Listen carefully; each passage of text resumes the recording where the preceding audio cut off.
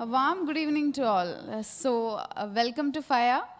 So, FIREPod 80 is a monthly technology session hosted by FIRE Corporation, where technology enthusiasts converge to discuss and analyze the emerging trends in technology. So, the sessions aim to provide a platform for both amateurs and experts to keep at par with the emerging tools and technologies in the IT industry. So the objective of this endeavor is to create further tech communities which will enable peer group learning. So the main purpose is to learn and to spread knowledge. So it aims to inculcate a culture of community of practice for the entrepreneurs, developers, technology professionals, whereby they ignite the art of knowledge gaining and knowledge sharing. So I welcome you all to FIREPod 80, its 98th session. So first we will begin by having the Tech Bites session, where we discuss on the technology changes that happened in the last 1 month. So I welcome Judelyn, HR of FIRE, for that. So welcome, Judelyn. Good evening, everybody. And I'm here to share the Tech Bites of the last month. NASA completes Artemis 1 moon mission as Orion capsule returns to Earth ahead of 2025 lunar landing. So NASA's Orion spacecraft splashed down in the Pacific Ocean off the coast of Mexico on 11th December, completing the agency's Artemis first mission. Orion passed by the moon's surfaces 2 times during the missions. The next phase of the mission is scheduled for 2025 and is expected to return astronauts to moon for the first time since the Apollo era. Moving to the second news, Google Photos apps is making it easier to search for similar faces. So Google is replacing the built-in lens button in the Google Photos with a more productive image search button that makes it easier to search for similar faces. So far, only a few users have seen the change, and it should roll out once Google deems the test successful. And third news is Elon Musk unveils Tesla's first heavy-duty semi-truck. So Tesla's chief executive Elon Musk delivered the company's first heavy-duty semi-truck to PepsiCo, and this truck has 3 times the power of diesel-powered trucks and aims at reducing the carbon emission. And the fourth news is about Google Chrome now supports passkeys for everyone. And passkeys, the latest biometric authentication standard looking to replace passwords, is now available across stable version of Google Chrome on desktop and Android devices. Going forward, passkeys in Chrome on Android will be synced via Google Password Managers or other password managers that support them. And the fifth news is about Apple Music now offers a karaoke mode. Apple Music introduced a sync feature that lets you take over the vocals. The app allows you to adjust the vocal levels, use multiple lyrics, and even perform a duet or handle background duties. The feature will be available worldwide later in December on the new Apple TV 4K, iPhone 11, and higher-end iPads. And thank you all. Thank you so much, Judelyn. So I guess that last 1 month's technical updates, you have got it clear. So now we will move to the session. So it's my great pleasure for me to introduce our speaker today, who is going to talk us about the evolution of digital marketing 2023. So this is a subject in which we should be aware of and deeply interested, because it lets you communicate directly with the customers who see your content, notably through the website comments and reviews and all. So it also allows you to gather invaluable information on customers' reactions and preferences. Obviously, you are aware of digital marketing. That's why you are here to know about it more. So on talking about our speaker, Mr. Renju, so he has got more than 12 years of experience in the field of digital marketing. So initial 10 years he worked in GRE Edge, where he led as senior manager in brand experience and communication. And he later moved to FIRE in 2020 and is presently leading the company as the director of digital marketing, and he's the backbone of our FIRE. Uh, he has also designed and developed a digital marketing training course, which is delivered through ICT Academy. So he is apt for this topic, I guess. Yeah, please join me in welcoming Mr. Anju. Over to you.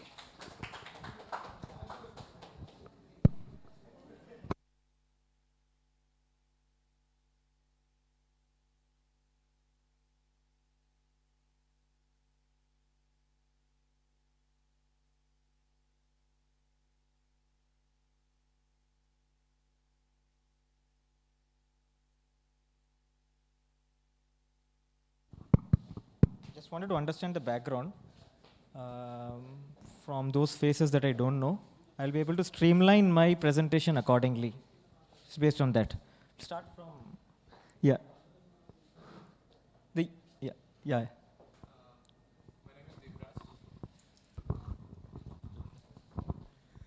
So hi, my name is Deebraj. I'm from Beagle Security, which is also a peer company of this, and I do leads the digital marketing there. I'm from digital marketing. Yeah. Hi, I'm Vinu Balagopal from Mulan, and I manage all the things which belong to the website and the community side, and I do apps with Flutter. Yeah, also that. Hi, I'm Tony. I'm from Cubist. I'm actually an engineer. I'm here to learn about the digital marketing and the field in general. Hi, myself Prashant.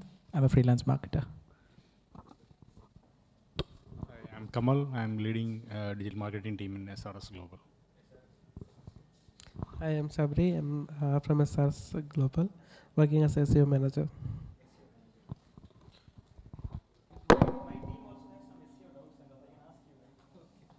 Hi, my name is Harry and I'm from Estrado. I'm in marketing. Yeah. Hi, my name is Agil. I am coming from Adur and I am doing as Marketing Research Associate at Mosender.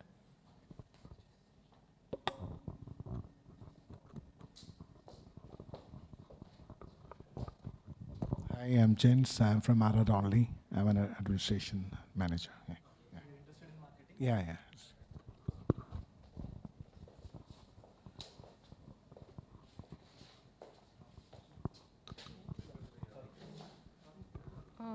So my name is Akshara. So now I'm studying like MBA. So we are coming here for internship. Yeah, my name is Shiga. I'm studying MBA. So we are coming for internship. Hi, bro. I'm a writer, copywriter. I work at Neo ITO. I'm currently doing UX writing. So. All right. Have I missed anybody? Right. So what I understand is that there is a mix of people who are pro in marketing as well as people who are interested in learning marketing. I'll try to cater to the entire audience. Okay. Some of those things that I'll be mentioning might be trivial to those who are pro, especially head of marketing, marketing managers and all. It might be a little trivial, but there are information that I have put together that will be valuable for you as well. So the entire presentation that I have is centered around making you guys understand on what should be the new phase of marketing. Okay, so I mentioned FACE, not FHSE. That is for a reason. That's because the face of marketing has changed, right? So that changed phase is what we need to understand. The core of marketing still remains the same, right? The core will not. It's always like this. No, you look at a person after 3 years, 4 years, their face might change, okay? But the core of that person will always remain the same, right? So if you go back and look at your friends, they are also like that. So, so here I will stress a little more on making you understand the core of marketing so that you can shape your activities better. That is what my intention is. So for people who don't know me, okay, already I think you got a good introduction. Now, yeah, so what she has not said, I'll talk about that. I'm from Andaman and Nicobar Islands. Okay, my friends from FIRE know that really well. I love talking about Andaman and Nicobar Islands because it's a beautiful place. Everybody knows Andaman and Nicobar Islands, right? Okay, so for your next holiday, you can plan going to Andaman and Nicobar Islands. Okay, I promote Andaman and Nicobar Islands because I feel it is not marketed well. Right? Being a marketer, I try to market everything. Right, so yeah, I have 12 years of experience in marketing, specifically digital marketing and customer service, and some part of sales and sales management. I am passionate about building marketers, building leaders. That is what my previous job was. I was specifically, my role was to specifically develop people to go to the next level. So that's why I'm interested in sharing knowledge. Yeah, so having said that, this FIRE Port 80, I didn't knew that I am presenting until day before yesterday. One day Deepu just told me that there is FIRE Port 80 coming. I just nodded my head and then they started making the designs. All right, okay, so let's get started. So this session, I'd want to make it as interactive as possible. You do not have inhibitions that I am from an MBA school, I might not know the answer. Or I am the head of the marketing, and if I don't answer, what others will think. Don't have all those inhibitions. Okay, whatever comes in your mind, you can answer, right? So the first question that I have for today, which is a trivial question to ask, what is marketing? How do you define marketing? There are a lot of definitions of marketing. Even if you ask what is marketing to Google, you will get thousands of answers, right? But it all boils down to one single principle. That is what I'm trying to communicate here. Okay, so what is marketing? Whatever comes to your mind. It is an open interactive session. Okay, so you can just in your own words. So simply marketing means selling of a product. Like we have to sell the product by implementing various strategies and all in order to in order to target the audiences in a better manner. That is basically marketing means. Brand awareness. Brand awareness, okay. Any other answers? Making someone buy our products. Making somebody buy our products, okay. Bro, I think it's storytelling basically, and you sell something at the end of it. That's it. Telling a story and selling, okay.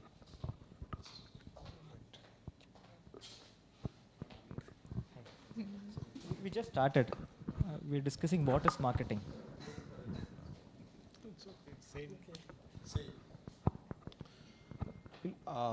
It's a process through which we make sure that our products reaches our targeted audience. Okay. Products reach targeted audience, okay. So we also know that when we are introducing a new product, the marketing is important to only then customer are aware of product.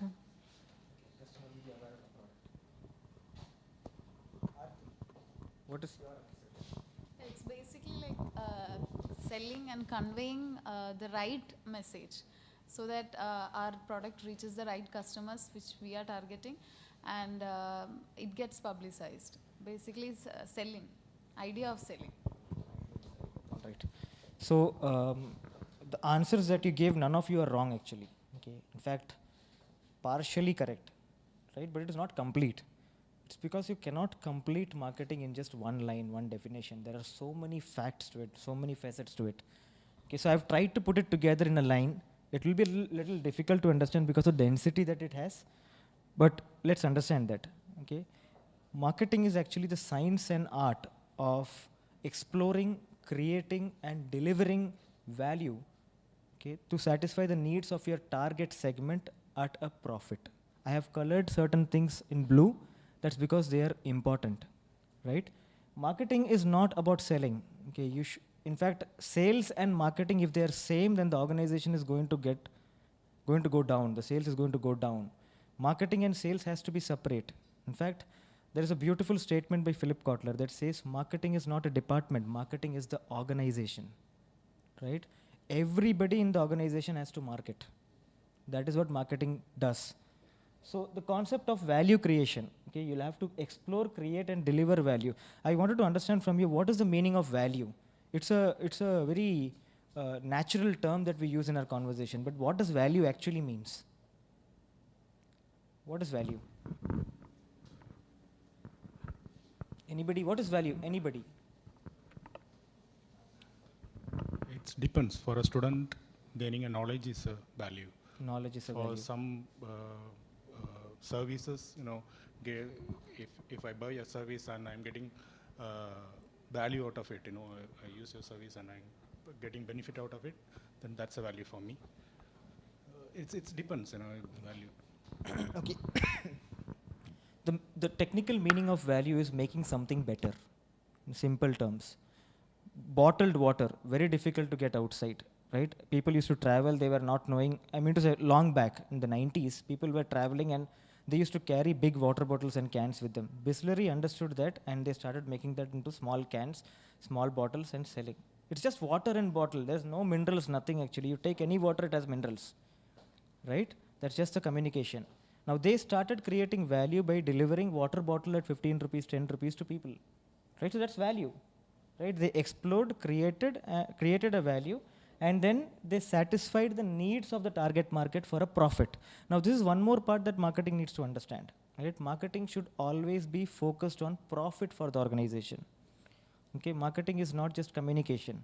Right? So, this is one mistake that most of the marketers make. When I ask, what do you do in marketing? They say that I do Google AdWords or I do SEO. Right? That is not your only job. You have to understand that whatever you do should create profit for the organization. Marketing is the only department that actually worries about profit. There is no other department that worries about profit. There's only one more person who worries about the profit. That's the CEO or the finance department. Marketing is like that. So you have to look at marketing as a complete organization. Your job as a marketer is to ensure that your organization gets more profit. For that, you have to talk to your CEO directly. Ask him, what is the profit that we made? How can I increase the profit? If you are hiring for a marketing manager, look at that marketing manager or marketing head. Does he have profit thinking capabilities or not? Right? I can launch an ad tomorrow in IPL for Faya. Right? Does it make sense? We'll spend tens and crores of rupees to launch one ad. But does it make sense? It will not financially make sense. That's why profit is also a very important factor for marketing. One more important term that I mentioned here is needs. This is also an underestimated term, I believe. What is the meaning of needs? How do you define needs? What are needs? Whatever comes to your mind, it's okay. Problems. Needs are problems is what Harish says. What do you guys feel? What are needs? Roti, kapda, makan, like basically. Okay, right. What the person needs. Okay, all right. Ben, what are needs? What is the meaning of need? Any idea? Needs. Ideas for simplifying life. Okay. Opportunity. Okay. So the technical definition of need. Okay, this is. If you understand this, now you can do a lot of things in marketing. Definition of need is the gap between current and desired situation. Right? I have a current situation and there is a desired situation. That gap is called as a need. I am thirsty. I want water. Need. I have a phone that is broken. I want a phone. Need. Right? My phone is not fast enough. Problem. There is a gap. Need. Problems or needs are not similar. Okay? Problems are the starting point for needs. Identify problems and that problems needs to get converted into solutions that you can offer. They are needs. Right? Need is the gap between the current and the desired situation. So your target segment, no matter wherever you're marketing to, if you understand the gap that your customers have with respect to their current situation and desired situation and match it to what you can offer, you will set your marketing right. That's one very important factor. Is this clear? What is marketing is clear? Marketing is an act of creating value to satisfy the needs of your target segment for a profit. Remember need, remember profit, remember value. These are the three important things for marketing. There is nothing else required. If you get these things in depth inside your mind, you will get your marketing right no matter whichever company you are in. Clear? We'll go to the next part.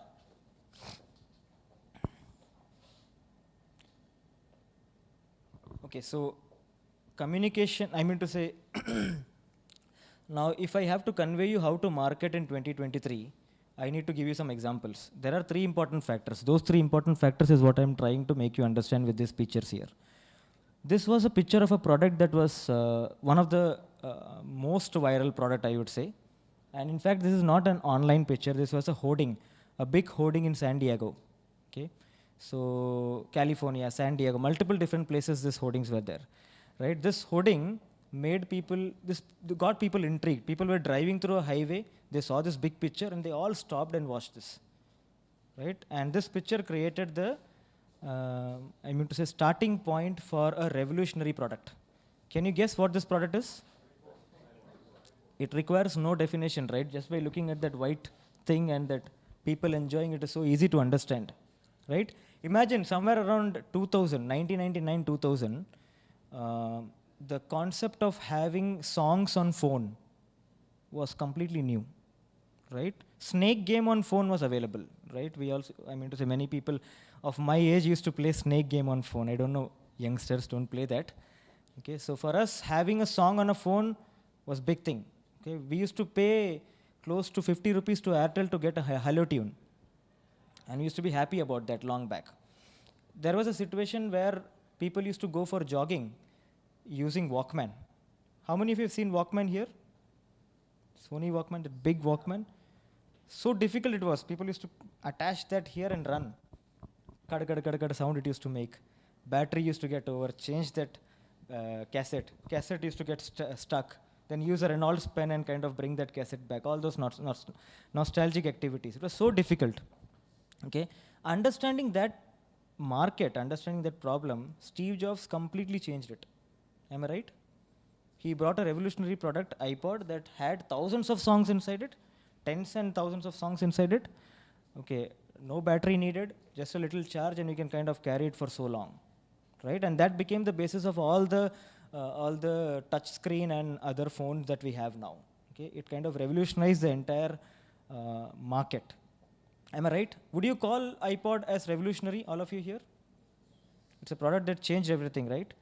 Now that's a great product, but I heard a rumor about that product, right? I want you to tell me whether that rumor is true or not.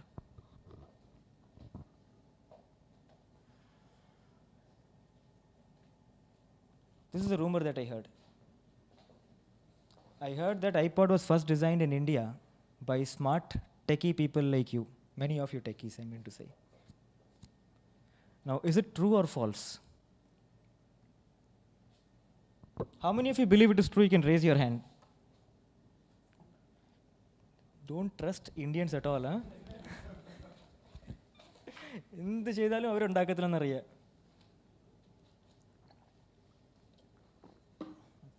ഈ കോളേജിലൊക്കെ അല്ലേ ഒരു rumour വന്നാൽ ആരും വിശ്വസിക്കത്തില്ല, രണ്ടാമത് rumour വന്നാൽ വിശ്വസിക്കും. So I have one more rumor for you. Rumor number 2.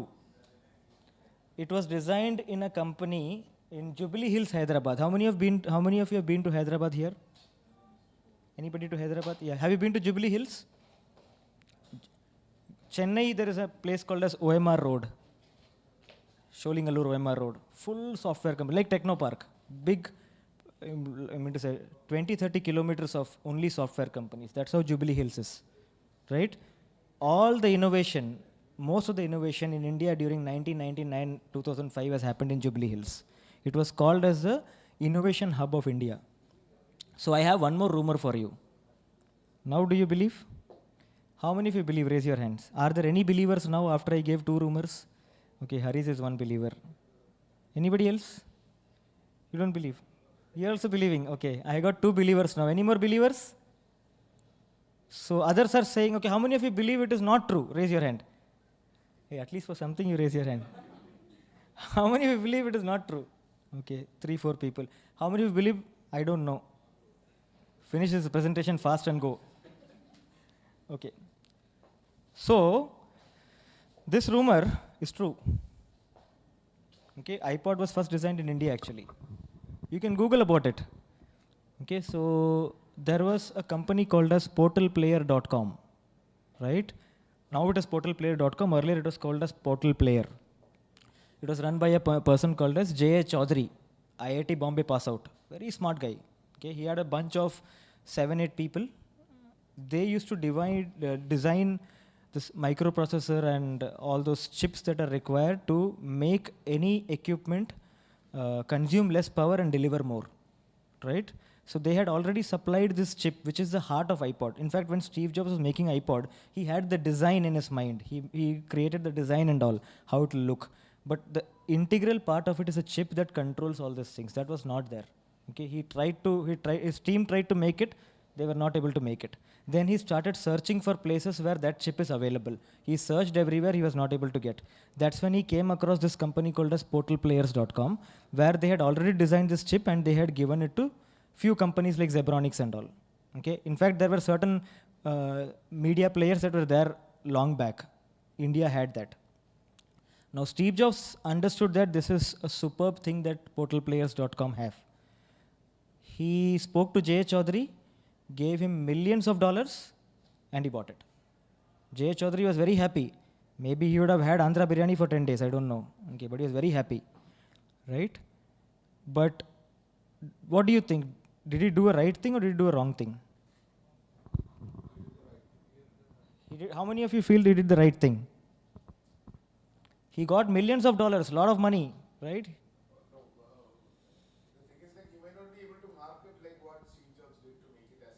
Okay, he cannot market it. That's a fair point.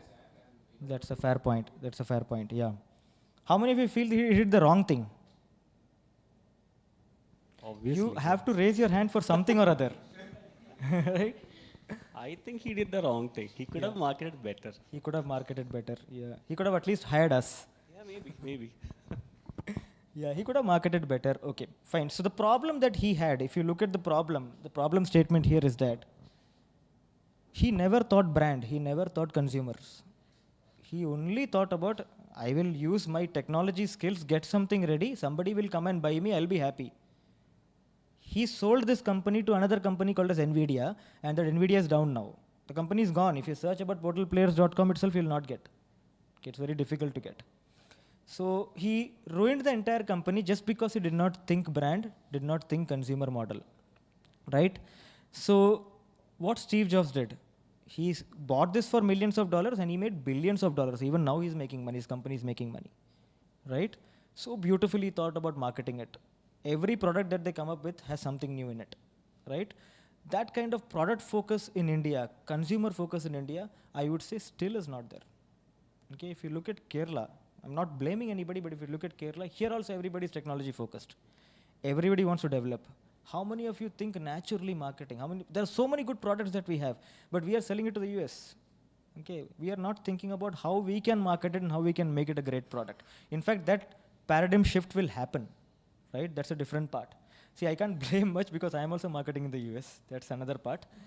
But yeah, but the fact is that everybody here have to think brand, have to think consumer for big products to come, right? So that's one lesson from this story, right? This is clear? We'll go to the next story. Is this interesting? All right. If you feel I'm slow, please let me know. I have other things. I can go faster as well. Okay. We'll go to the next part. So identify this brand. Somebody sitting in some garage and doing something, and now it is like this. Which brand is this? Can you say it loudly? Amazon? How many of you believe Amazon? Raise your hand. How many of you believe it is Google?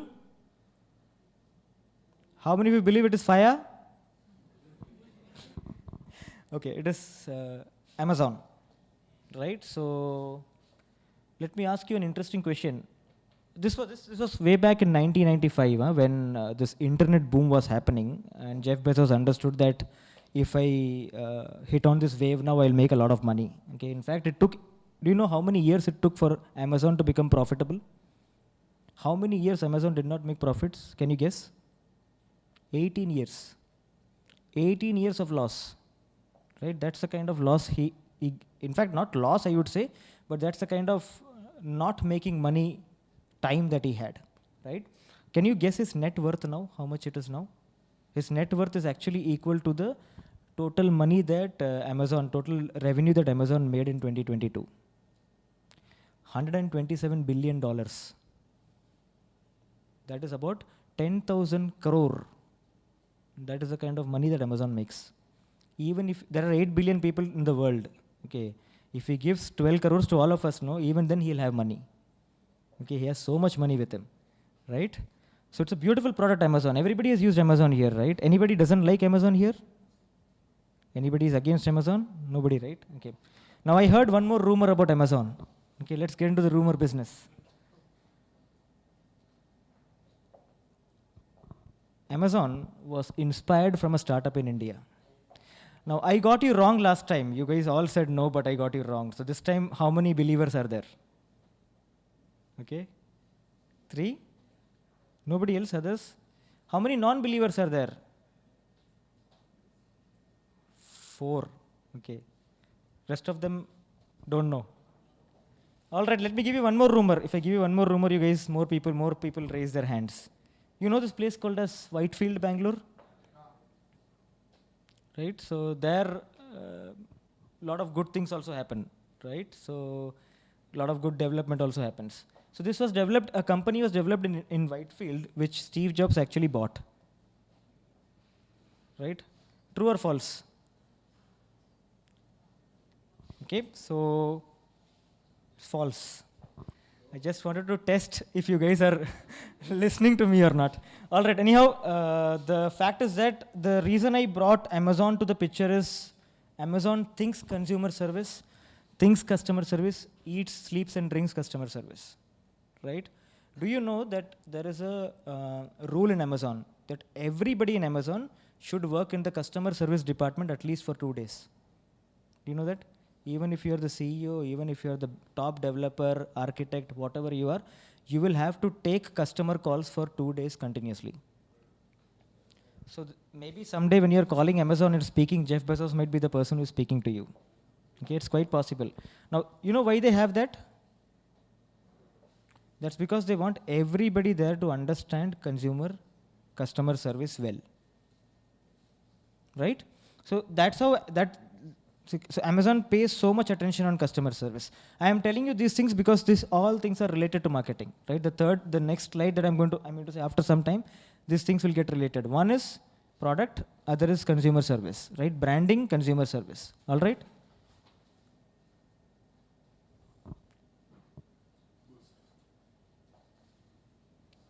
Everybody knows this product? How many of you love Boosts? Okay. Even now you like Boost, I mean to say? Right. Okay. So there is a tagline that Boost has, no? A famous tagline. What is that? Everybody in India knows this. Go and ask to anybody, they'll say. Right? That's the communication power that they have. Do you know how much sugar is there in Boost? 100 grams of sugar has 25 grams of sugar. Sorry, 100 grams of Boost has 25 grams of sugar. 25 grams is like 5 spoons. If you consume sugar, you'll definitely get energy. So Boost is the secret of my energy is nothing. It's definitely true, right? There's so much sugar, right? Even then it is marketed. Even then people consume it. Actually, it is not at all healthy, right? Yeah, so now here, the lesson that we need to learn is communication, right? Marketing without communication is nothing, right?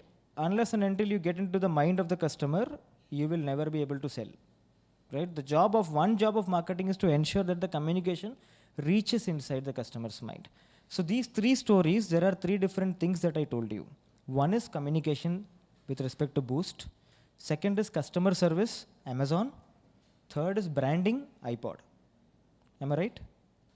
Now, out of these 3 things, as budding marketers or as pro marketers, I want to ask you, which one is most important?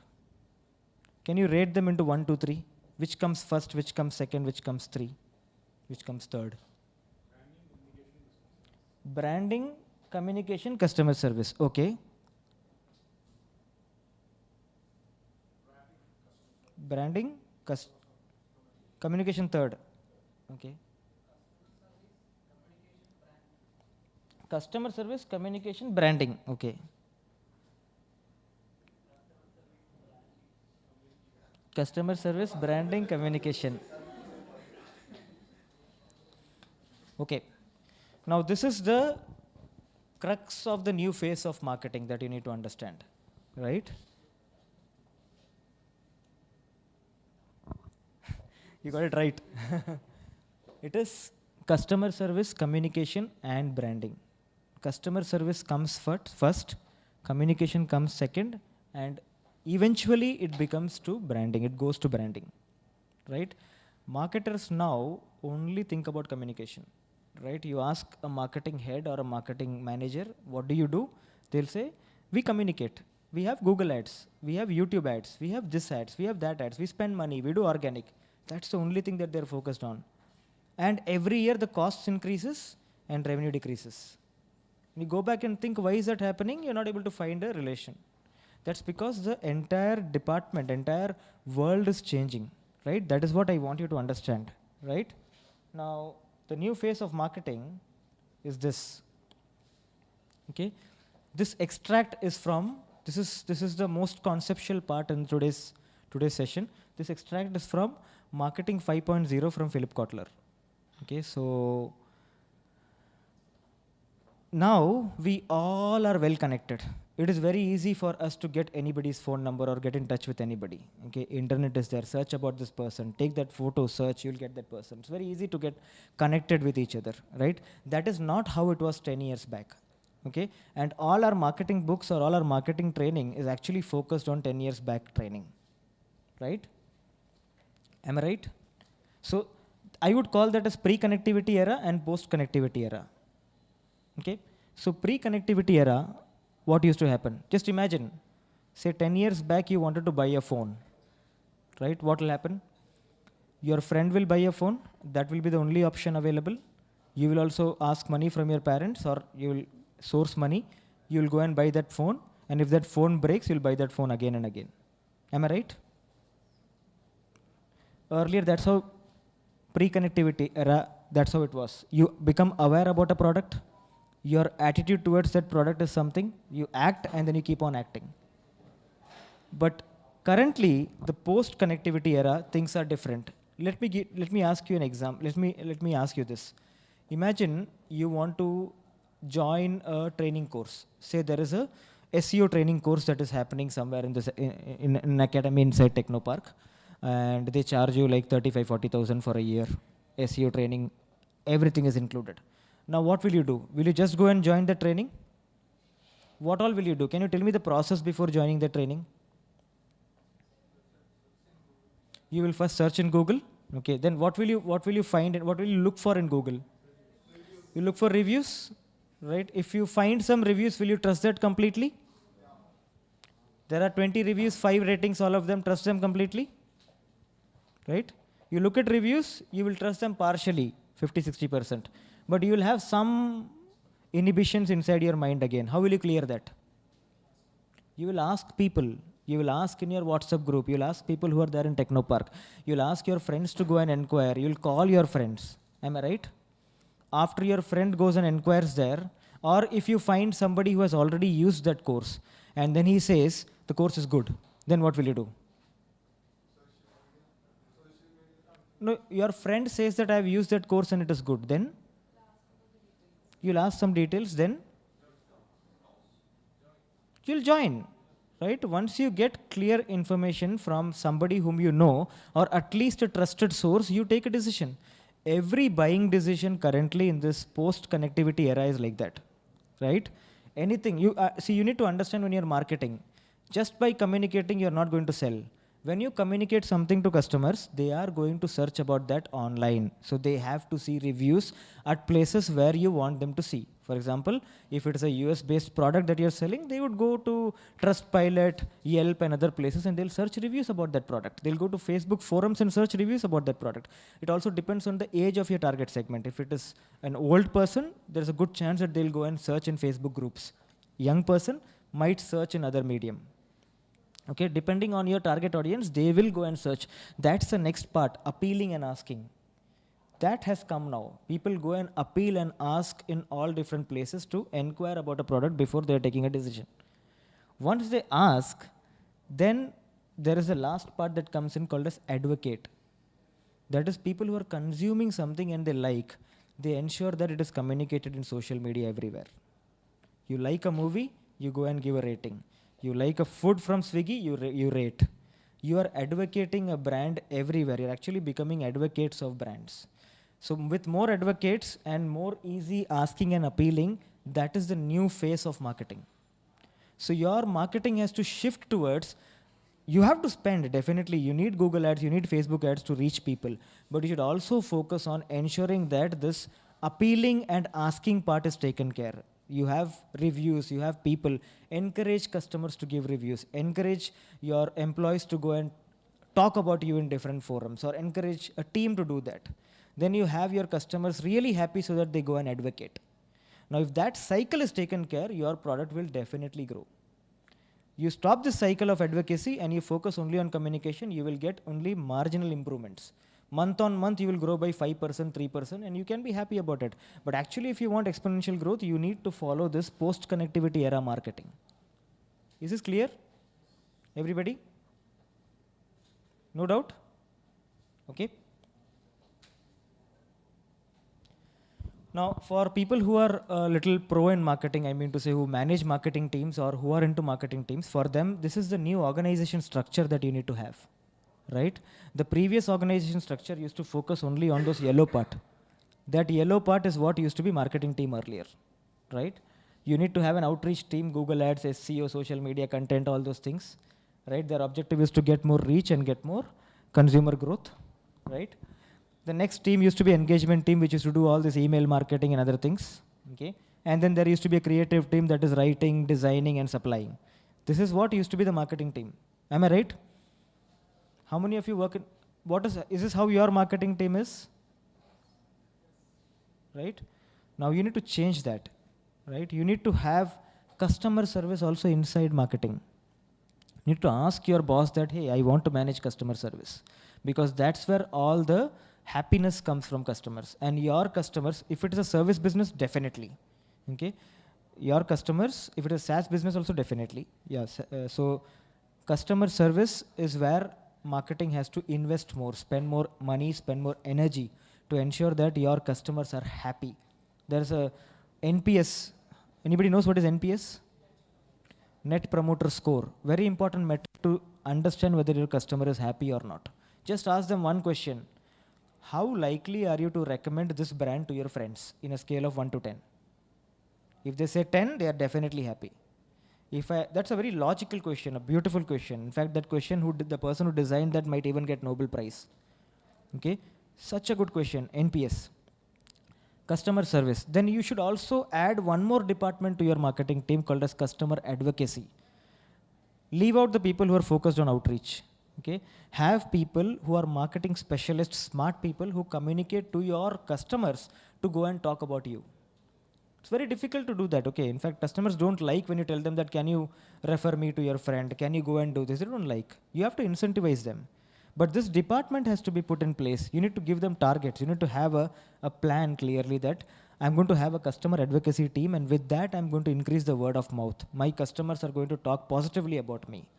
So this is going to be the new marketing structure. Right? Am I clear? All right? Okay. Go to the next part. We'll look at some marketing in 2023. We'll also look at some examples. Okay, this is one saying that I got from Brian Solis. He's a person who writes a lot about futuristic marketing. He said that every business is a victim of digital Darwinism. What is Darwinism? Survival of the fittest. Okay. Darwinism deals with evolution. Okay. You need to understand one thing, that the world is changing faster than the skills that we develop. Right? You become really good at Google Ads today, 6 months course. 7th month, Google Ads have automated everything. Okay, it is completely automated, right? So skills are becoming obsolete. That's because the environment is changing so fast. As digital marketers, you need to understand this well. Okay, so the most important principle of marketing before anything else is to know your customers, right? As I told you earlier. Now let's have a small discussion about knowing customers. Have you heard this term? Anybody STP? Segmentation, targeting and positioning. MBA, you would have definitely learned this in your first semester. Segmentation, targeting and positioning. Okay, this is a method of classifying your customers into various clusters. Okay, if you look at segmentation, segmentation is a method of classifying your customers. They will have shared characteristics. Put them all together in one group, personalize your communication, and then you will see your communication becoming much more precise, much more clear, right? Most of the marketers fail in segmentation. Let me tell you, the task that I give for marketing people is to see if they can actually segment or not, right? If somebody can't segment, I don't recruit them. That's because they don't have the marketing mindset. So if you are looking for getting into marketing organization, I would say that you should learn segmentation really well. Segmentation is not easy. You have to understand multiple different characteristics here. Look at segmentation, there are multiple ways of doing segmentation. Okay, this not limited to this, there are many more. There is demographic segmentation, there is geographic segmentation. It's quite simple, I mean to say, depending on where they stay and what their age is. There is psychographic segmentation, where you understand the personality of the person, which can be done mostly by interviewing that person. There is technographic, looking at the technical aspects, behavioral, need-based and value-based type of segmentation. Now, where can you actually get this information? This technographic, behavioral, value-based, where can you get this kind of information? There is a tool called as Google Analytics. How many of you use it? Okay. In Google Analytics, you can actually find out what all different devices they are using, how much time they are spending on devices. That is technographic. You can understand how are they using your product, how many clicks, how much time they are spending. That is behavioral. You can also understand value-based segmentation, that is how much they are paying. Those things can be configured. If you are budding digital marketers or budding marketers, I would recommend you to complete certification for Google Analytics. That is basic Google Analytics certification, advanced Google Analytics certification. Google offers it for free. Okay, if you complete that, you'll kind of have a lot of understanding about Google Analytics. Okay, so segmentation is about understanding your target audience properly and understanding their characteristics and putting them together. Am I right? Now let's look at one example. I want all of you to participate here. Okay, so there is this old ad that I have. I'll play this ad. I want you to discuss with the person sitting next to you, or I mean to say, even if you are alone, discuss and tell me what is the segment that was targeted here and why. Tell me the segment and why. Right? Okay, ready?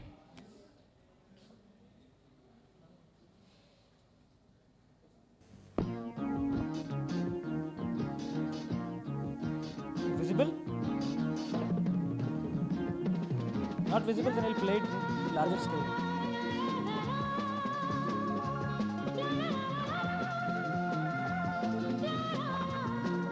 Come alive with little freshness, tingling, tangier, with the exciting freshness of limes.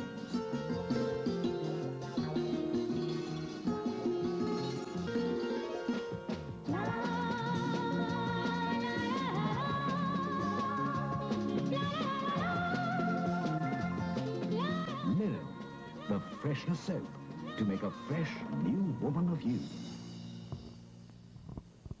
How many of you have seen this ad?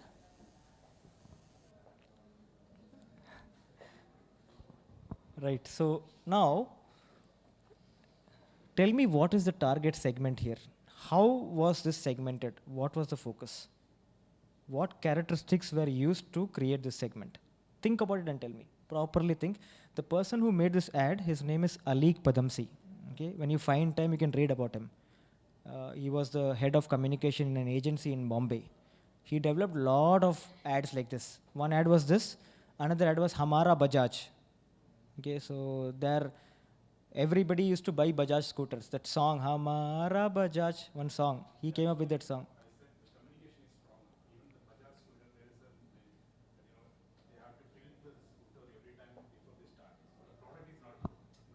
Product is not good, yeah, communication. Correct, correct, yeah. It was important in the pre-connectivity era. Now it has slightly changed. So think about this. what is the target segment here? What is the segment here?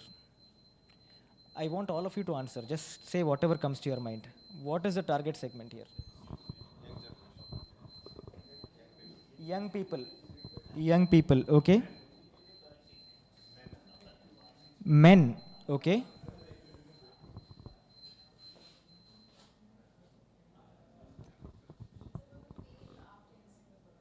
Feel after using the product, okay.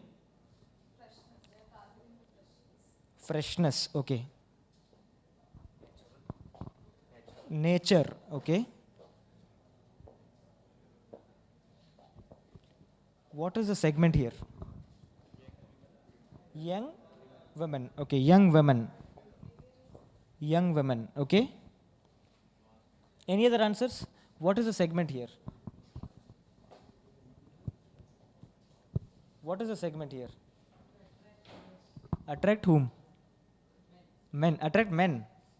Okay, okay, okay. you got the wrong meaning of the ad. Okay, okay. Saran, your laugh. Saran also got the wrong meaning of the ad. Okay. Haris, what is the target segment? What is the segment here?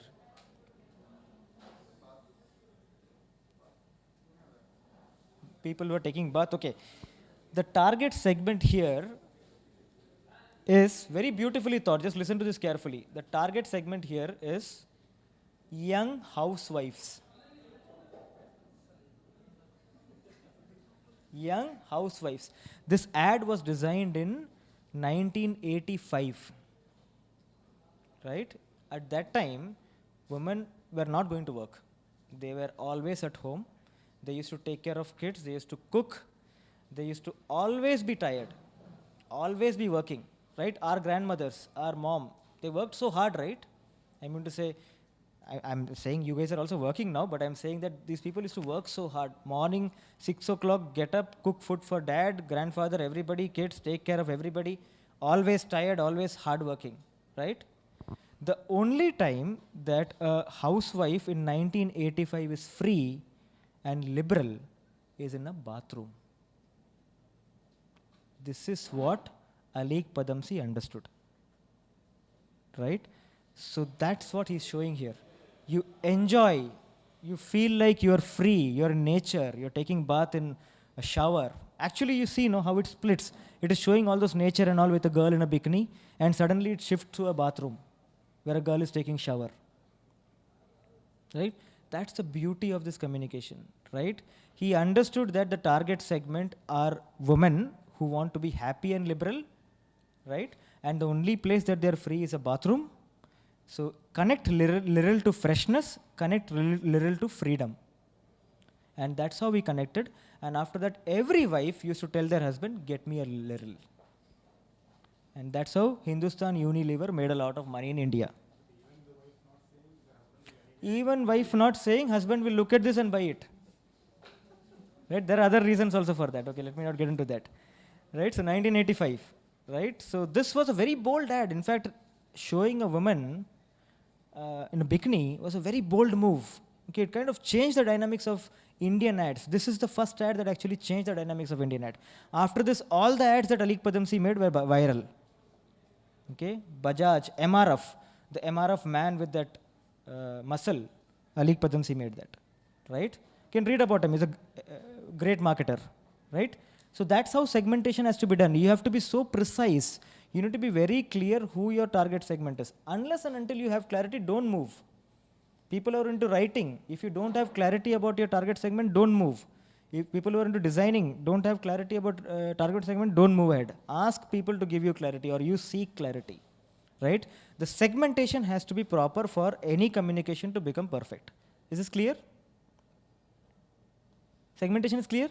Segmentation, understanding segmentation is enough. That STP ka TP is actually not that important. Segmentation, if you understand well, and if you understand the next part, I think most of the marketing you will learn. Okay? Let's go to the next part. The brief. Right? Using the segmentation understanding that you have, you need to add targeting and positioning to that and create something called as a brief. Okay? This was my biggest learning as a marketer. And once I had understanding about this process, I was able to make a lot of changes in marketing team, make a lot of changes on how people communicate to each other, right? Brief is a very simple process. There are only 4 things inside a brief. There is a target audience, that is your segment. There is a message that you want to convey to the target audience. There is an action that you want the target audience to take, and there is a medium where you want that particular communication to show. There are only 4 things. Right, what are they? Target audience. There is a message. Message is what the target audience has to take away, not what you want to say. Do not get confused by that. What is the message that the target audience should take away, right? And what is the action that you want to take, and which medium will you show? Is this clear? You take any example here. Now you just take, say, a coaching class. Imagine you are offering mathematics training, right? How many of you are good at mathematics here? Because love mathematics. Okay, there are a few people. All right. Imagine you are offering, even if you're not good at mathematics, you can imagine that you're offering mathematics training. Okay. And you have to attract people in your locality. How will you segment them? Just tell me. Tell me one segment that you will focus to get more people and make profits. Huh? You will provide, that's a message you are providing, you will provide better grades in exams. Okay. So what kind of target audience will you be focused on? Students, definitely, no doubt, yeah. Students mein kya segment? Segment has to be as deep as possible. People are aiming for higher marks. Okay, people are aiming for 90. Okay. Average students. And what will you tell them? What will be your message? Be more than the average, okay? I will also focus on one more segment. I will focus on that segment who have the fear of failure. Yeah, fail. There will be one segment. To them, I will communicate saying, I will guarantee you pass marks or I will give you money back. Will I get crowd? There will be a lot of people, right?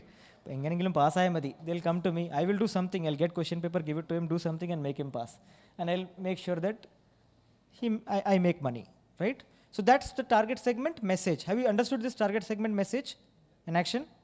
This is important because our next activity is based on briefing. Clear, all of you? Now, next, I will show you an ad, right? Look at that carefully, and you need to debrief. Debrief means, tell me, looking at that ad, what is the target audience, what is the message, what is the action? Medium, you can leave it. Target audience, message, and action. If you understand debriefing properly, you will be able to make a lot of changes in your marketing department. Right? Ready? All of you? Irrespective of whether you're a developer or you're a marketer, I want everybody to participate in this. Or even if you're a HR person, everybody to participate in this. All right? Even if you're a fresher. Right? Ready? Okay. I took some effort to get this kind of ad, so you guys also give me that effort back. Who is this actress? No. Okay, anyhow, that's not important. Yeah, okay, look at that.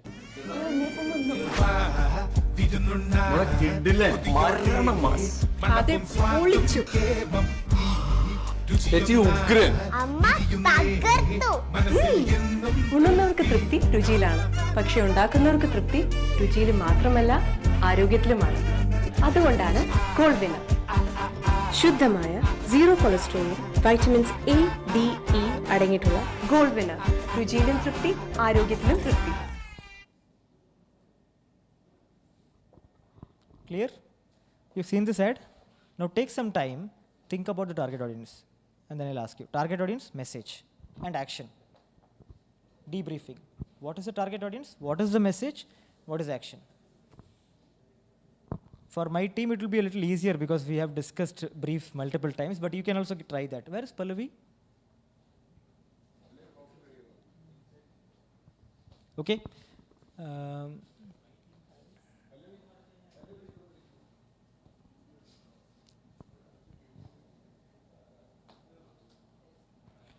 Spend some time. I mean to say, you can discuss with people around you, discuss with people close to you and tell me, or even if you have it in your mind, it's okay, no problem. Tell me what you think will be the target audience, what do you think will be the message, and what is the action. When you're ready, just tell me, I'll ask you.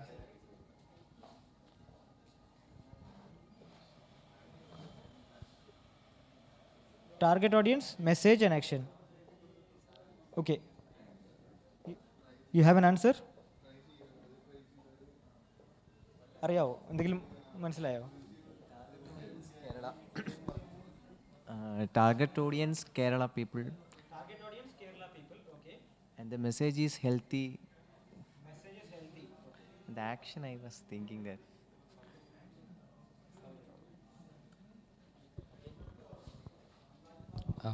Target audience is people who loves cooking. Target audience is people who Loves cooking love cooking and health conscious. And health conscious. and health conscious. Yep. Okay, people who love cooking and health conscious. Message? It's a healthy oil. It's a healthy oil to cook. Healthy oil. Okay. Action? They need to buy next time. They need to buy this time. Okay.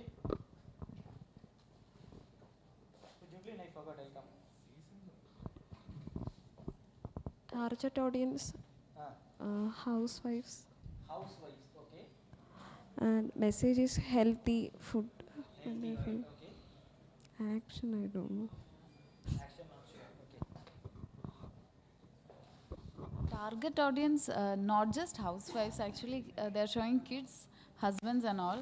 So family members who wants tasty food as well as healthy. So housewives are considering healthy and kids are considering the taste. So it is satisfying both taste and health.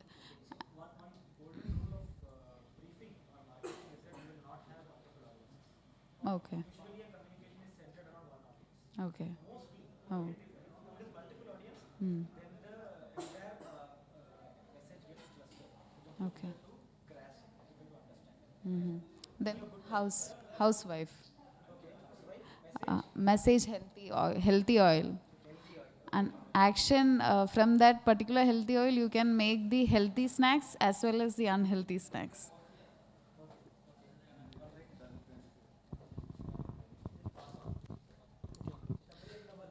Okay. The target audience is, of course, families. And family who loves to cook in the home. And the other thing is the hidden message is like the other oils is not healthy. That's one thing I noticed. And of course, that's it.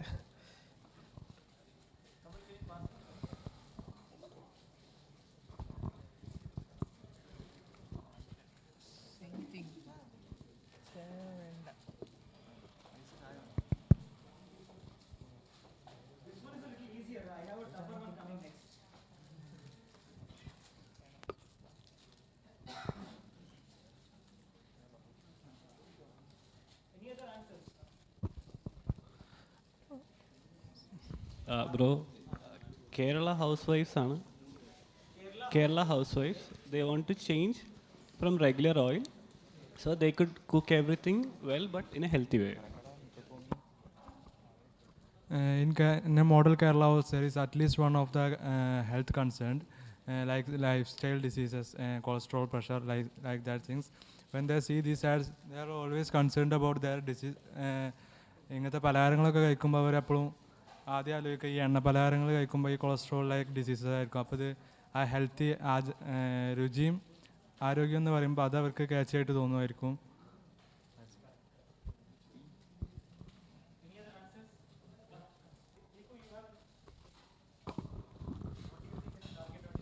Target audience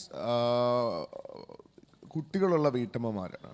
That is the housewives who have kids and give healthy snacks to their kids is the message that I.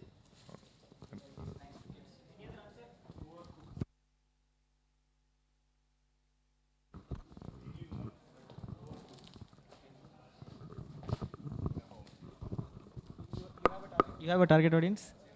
Same, okay, all right. So here the target audience, okay, the target audience here is focused at those women. It can be working or non-working, but women who cook for their families, specifically Malayali women. Okay, that's because the ad is Malayali. Actually, there is a every language version of this. There's a Bengali version, there's a Kannada version, there's a Tamil version, there's a Hindi version. All the versions are there, right? So that state, women who cook for their family, right? And they have understood a very subtle problem that at this age, everybody has some or the other disease. They have diabetes. Father-in-law has diabetes. Mother-in-law has heart problem. Kids are growing up. Husband is overweight. There are relatives who come, they are also overweight. So there are things like that that a woman notices at this age when she is reaching that 35, 40 age, right? So she becomes more conscious. So healthy oil for healthy people. G for H, that's the tagline. Okay, so they say those kind of things, right? Now here it says zero cholesterol. Any oil, if you take, it has zero cholesterol. Okay, oils cannot have cholesterol until and unless it is burnt. You fry to 10 papads in that, it becomes cholesterol. Then cholesterol comes. Otherwise, it is cholesterol free. Look at how they are marketed. This is zero cholesterol. Arey, sara tel zero cholesterol ka hota hai yaar. You take a coconut oil, it's zero cholesterol.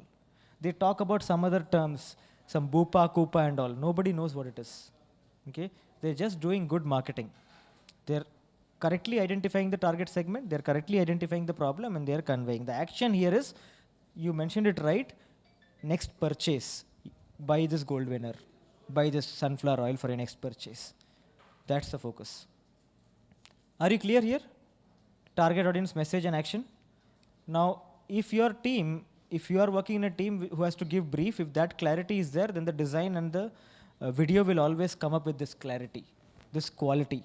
It will always be very clear and it will go viral. Is this clear? We'll go to the next one. Okay, the next debriefing exercise. This one is a little tougher, right? I want you to carefully think and tell me what is the target audience, what is the message, what is the action. Whoever gets this right definitely deserves a round of applause. It is slightly difficult, but I want you to think. It is beautiful marketing in place. Okay, break down this communication and understand.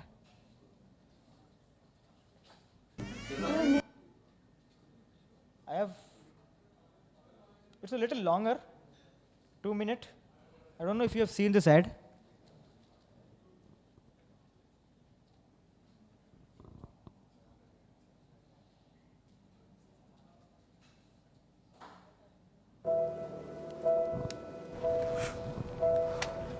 You there. You won't get it.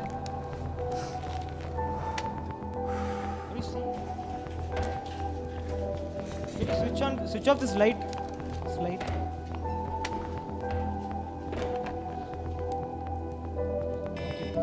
You won't get why I have to beat the first rays of the sun. Play it again.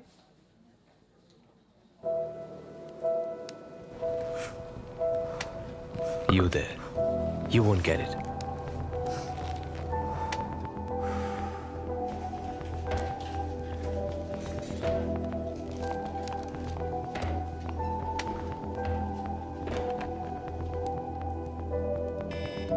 You won't get why I have to beat the first rays of the sun every single morning.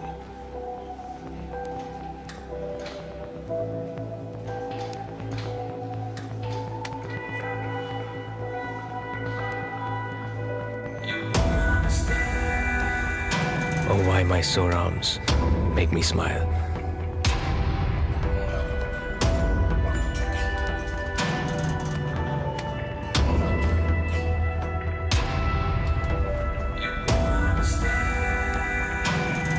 You won't get it.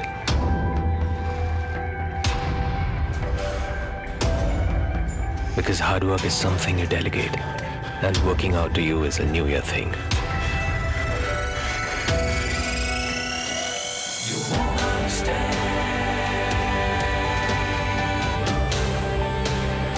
Because for you, sometimes it's too early. And and sometimes too late. You won't get it. Because you will try downloading Discipline too.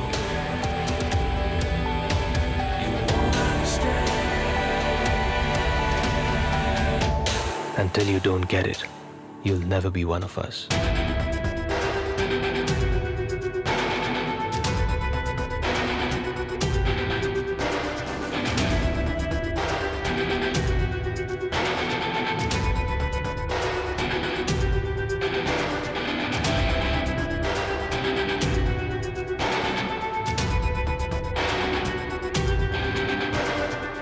Muscle Blaze, one of us.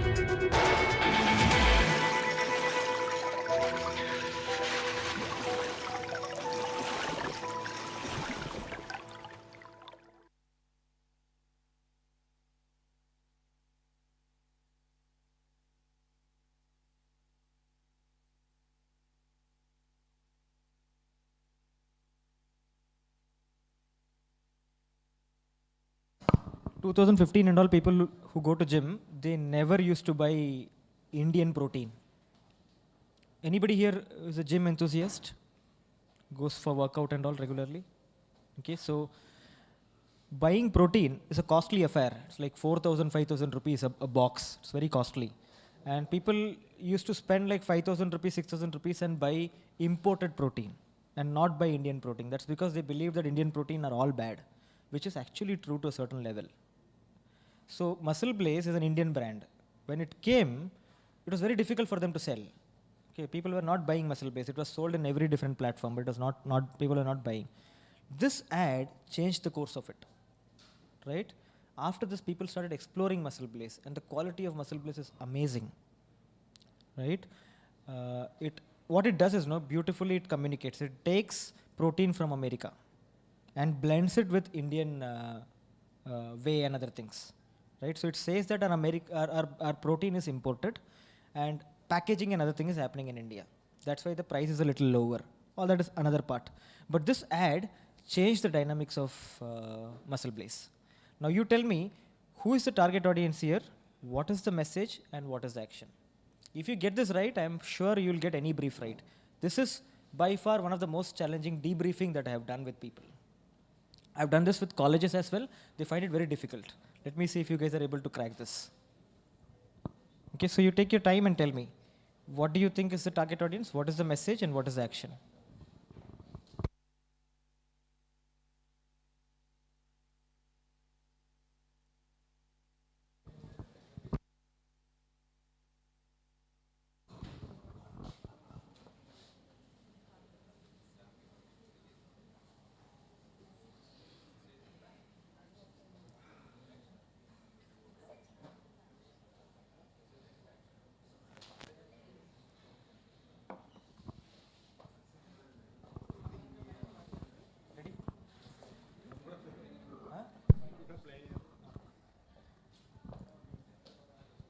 I'll play it again.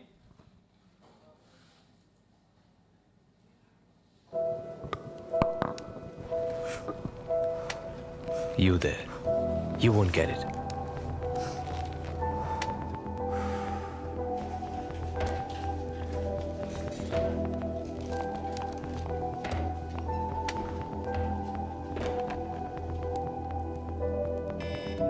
You won't get why I have to beat the first rays of the sun every single morning.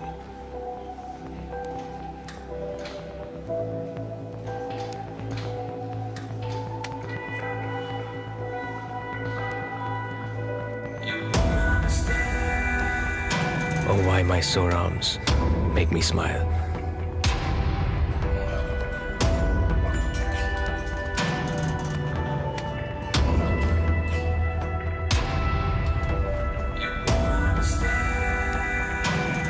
You won't get it.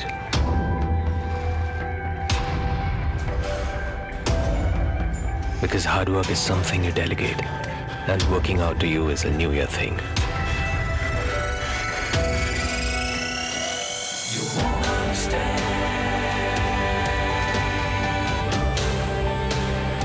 Because for you, sometimes it's too early. And sometimes too late. you won't get it. Because you will try downloading discipline too.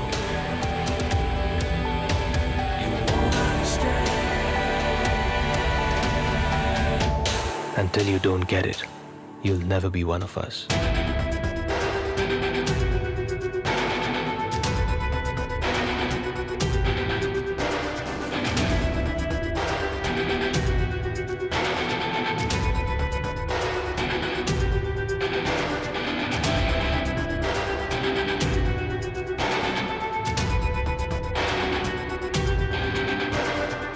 Muscle Blaze, one of us.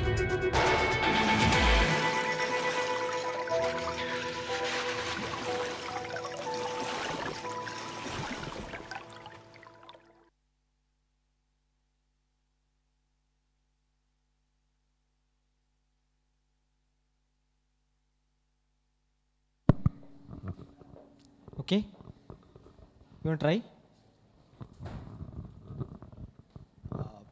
This ad is basically targeting people who, like us, who want to be healthy but are having problem prioritizing between their responsibilities and all, and to motivate them into.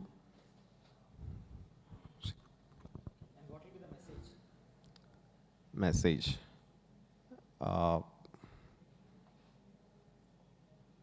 Go after your dreams. You want to try? Targeting fitness enthusiasts who are in working class. Fitness enthusiast, working class. Okay. Message could be you need to work hard, but this can be a supplement. You need to work hard, but it will be a supplement. Okay. Action is to try this out. Yeah.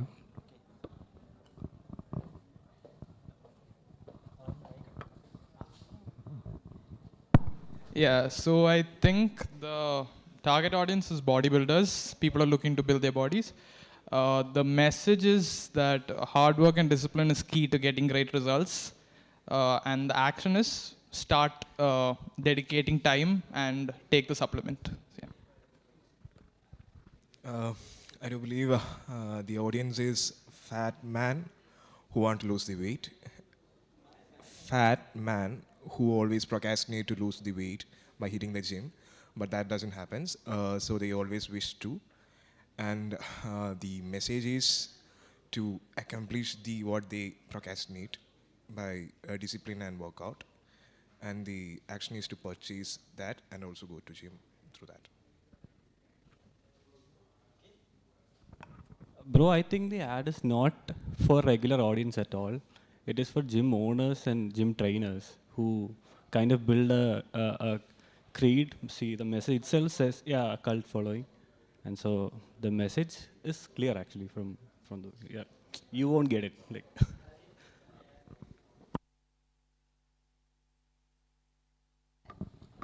Since you said that it is tough, so I think the target audience is those who, as he said, those who procrastinate and those who wish to have a great body but not willing to put time on it and work hard. And the message is like it's showing both at the same time. One is going to the gym and one is partying. So the target audience is one who are partying right now. So there is no, means it's showing that you have time, other people are working on during that time. So you have the opportunity, but you are not using it. So it's actually tickling the procrastinating people, like you are wasting time on things which you love, but you want the other thing. So the action is like you have to work hard and motivation. Message is what like tickling the procrastinating people. Like they are wasting their time and people are working hard for what they actually want.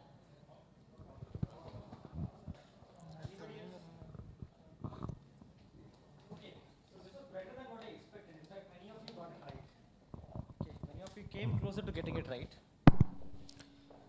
The target audience here are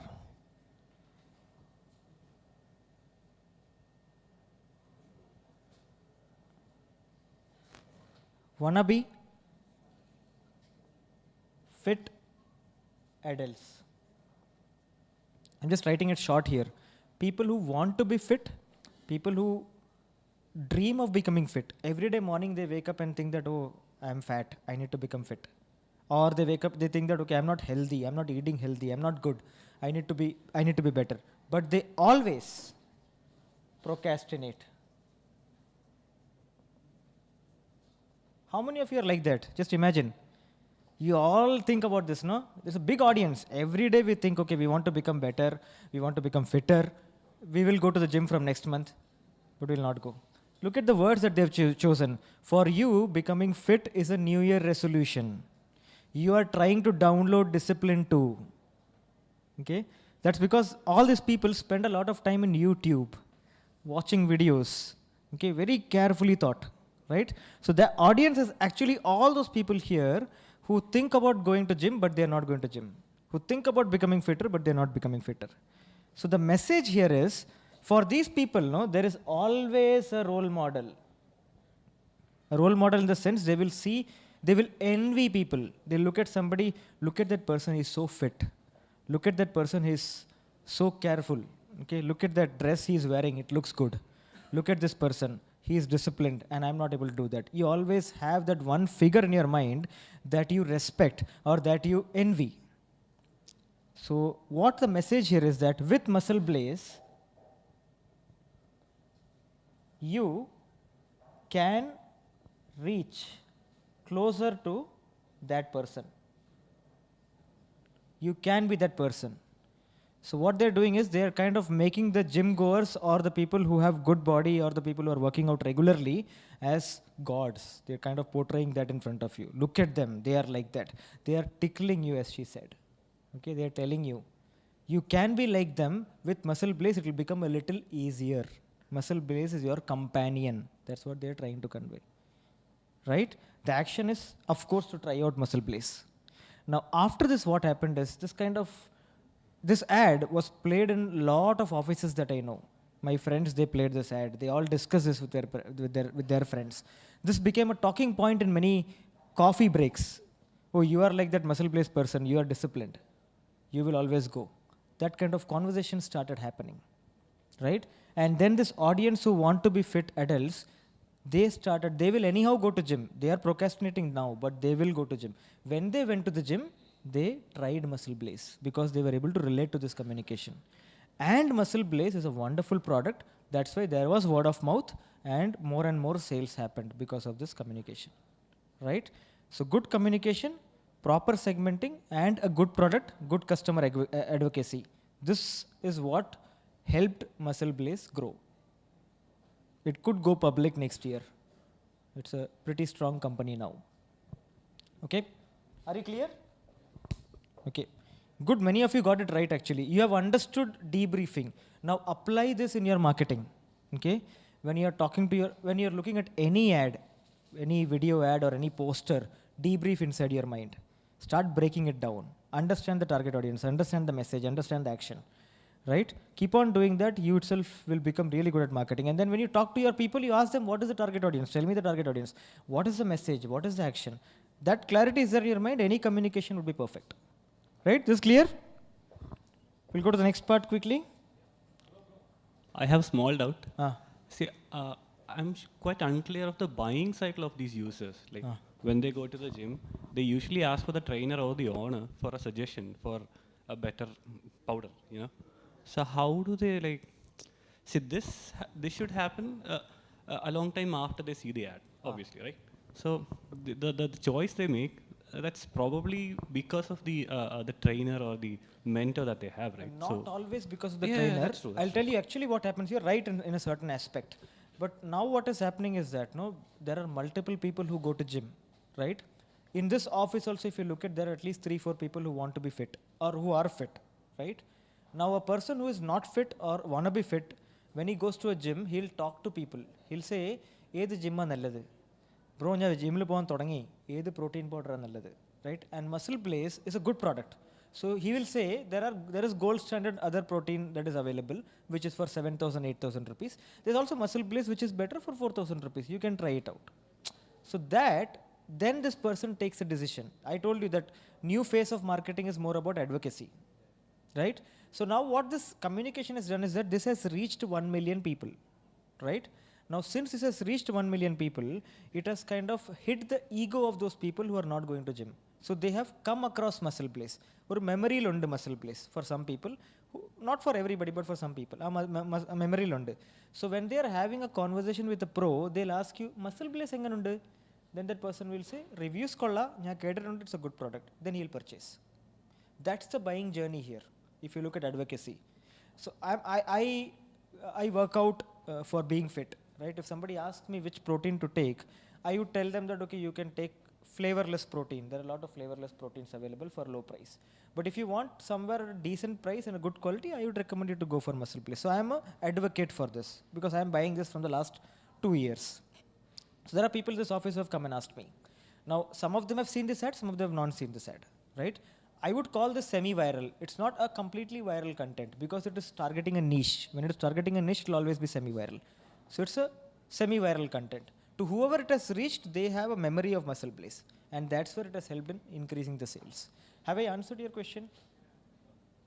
Still have, why did they focus on them? That's my question. Why did they focus on? On these procrastinators, that's my question. Because that's the bigger chunk. I understand that. Okay. But if they could have focused on bodybuilding or like trainers and owners, they could have marketed it better. No, trainers and marketers would have already consumed a certain amount of product. This is the most easiest segment to influence. These are people who have not gone to gym. Now, when they go to gym, they will remember. See, the idea would be this. When you go to gym, you should remember muscle place. When you remember muscle place, you should inquire. When you inquire, you should buy. That's the drawing board cycle that they have. Okay, so let's go to the next part then. Now you can see some performance numbers on the screen, right? So there is this performance number from Google AdWords. Between March 2018 to December 2018, $48,000 were spent. $1,53,600 were made. So the ROAS, which is return on spending, is about 3.2. Okay. Similarly, maybe 2 years later, what has happened is for $52,000 is spent, $411,000 is made, right? The ROAS is almost 8, right? 8 times. Which one is better for a business? The 8 times is better, right? Now, why do you think this has happened? Is this because of proper good work by that professional? The person who was doing this, was he good? Tell me what you feel. Why do you think this AdWords made more money?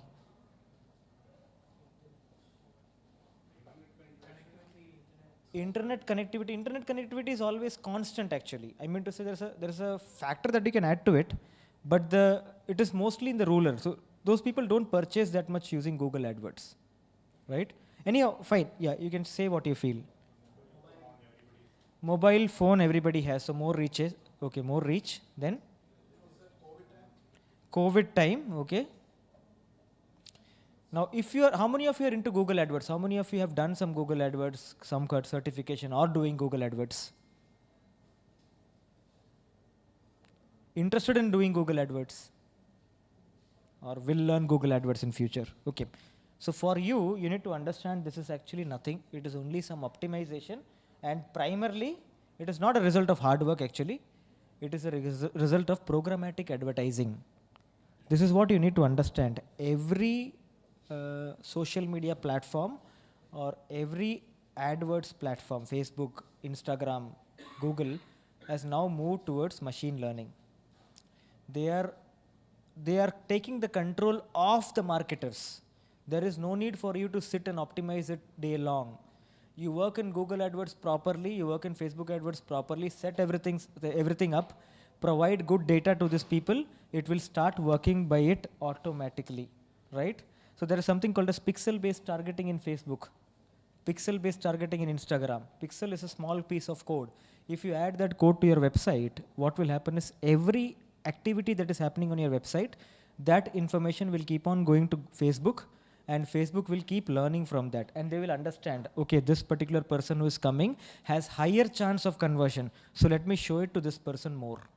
That is called as pixel-based machine learning marketing. If you want to be a good marketer, you need to learn how machine learning in AdWords work, how pixel-based marketing works, right? Setting up a pixel and all, I see most of the marketers not knowing how to do it. Right? It's a simple process. You can actually go and learn how to do pixel-based targeting, how to do pixel-based marketing, how to set a pixel in your website. Learn that, try that on your website. If you have your own blogs, try that and see it will actually work. Conversion optimization on social media platforms. Now you can actually tell Google inside Google that I want people who pay more.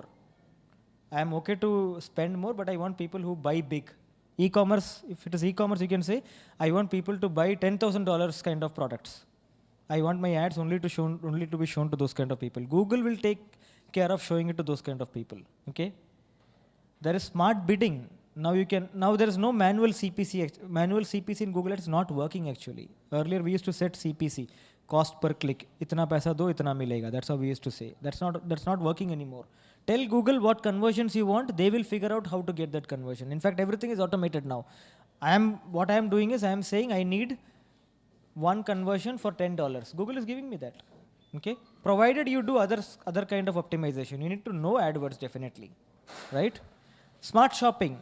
Okay. Shopping ads for e-commerce is working like a charm. Remarketing based on similar lists. That means if you have a list of those customers who purchased with you recently, put that in Facebook and say, I want similar people like them. Facebook lookalike. Facebook will go and target people like that. Okay. So about 86% of digital ads will become completely programmatic by next year.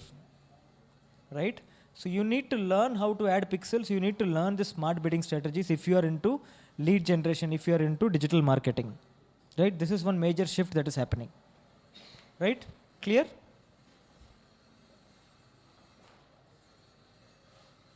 Okay. Video marketing. Anybody here has a YouTube channel? YouTube? You have a YouTube channel? Based on what? Cars. You review cars. Great, great. Okay. What is the name of your channel?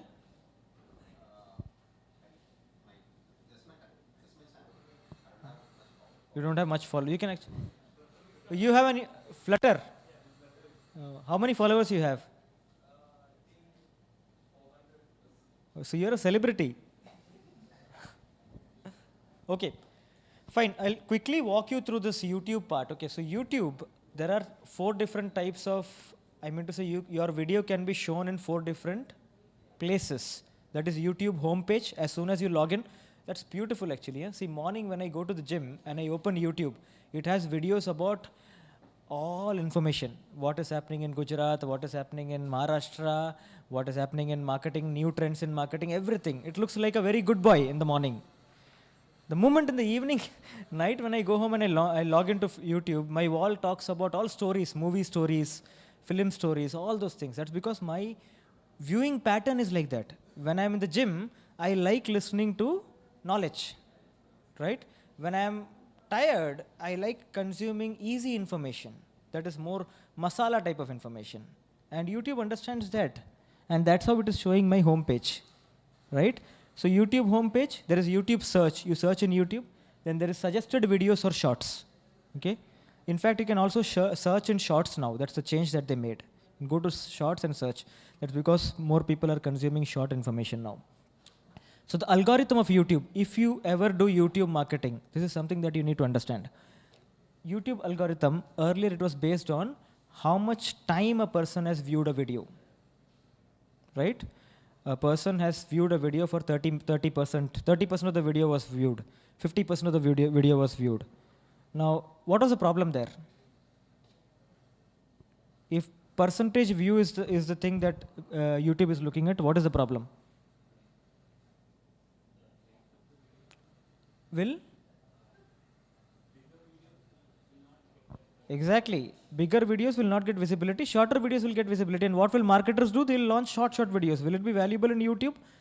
Not sure. TikTok, it might be valuable, but YouTube, it might not be valuable. So that's why they changed the algorithm in 2015. And they moved towards this algorithm, which you can see on screen. They focus on 3 different things. That is personalization, performance, and external factors. Right? Personalization is, are you in that target segment? For example, are you a person who consumes knowledge in the morning like me? Are you a person who consumes masala in the evening like me? Okay? If you're like that, then they'll push that kind of content more. That's personalization. Next is performance. They are looking at how many likes have you given? How many shares have you done? How many comments have you made? These three things have highest weightage. Then how many times have you clicked on the CTA, the call to action inside the YouTube video? That is performance. Then final is the external factor, which is mostly seasonality, right? When there is election time, they want more election videos to be pushed. Football time, more football videos to be pushed, right? So a factor of these three things is what makes video reach people. If you know these three factors well, you will be able to customize your ads, customize your videos better, okay? So if you ever run YouTube videos, ensure that you focus on uniqueness of content. Check what your competitors are offering and offer something slightly different from them. Only then it will actually get visibility. I would recommend you to use a tool called as tubebuddy.com if you are into YouTube marketing. Tubebuddy.com gives you a lot of information about keywords, about what all different types of tags you can use. TubeBuddy, it's an extension. You can do research on competition also with that. It will show you your competition, what kind of tags they are using. So intriguing thumbnails. Your thumbnail has to be interesting enough for the person to click. It can be weird also. Think about a weird thumbnail. People will click, right?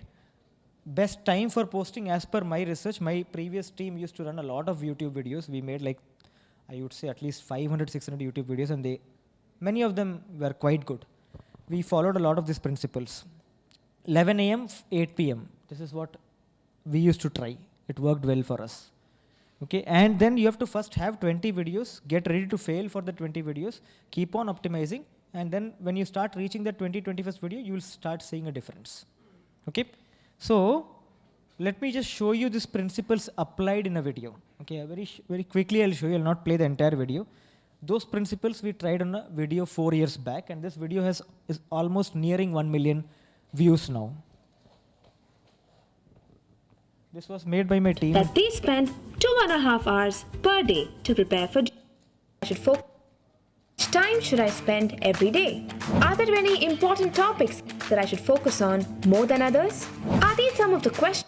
This transition of screen that you can see here, okay, that transition. Is it possible to score a 320 plus in GRE in just 30 days?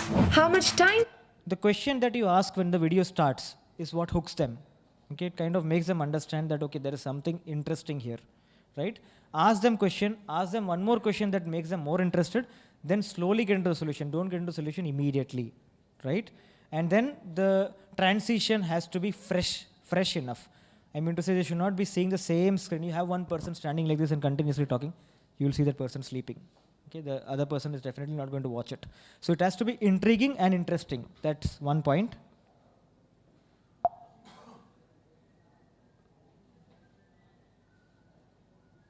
That these important topics that I should focus on more than others? Are these some of the questions running through your mind? Expert answers coming your way in 3, 2, 1.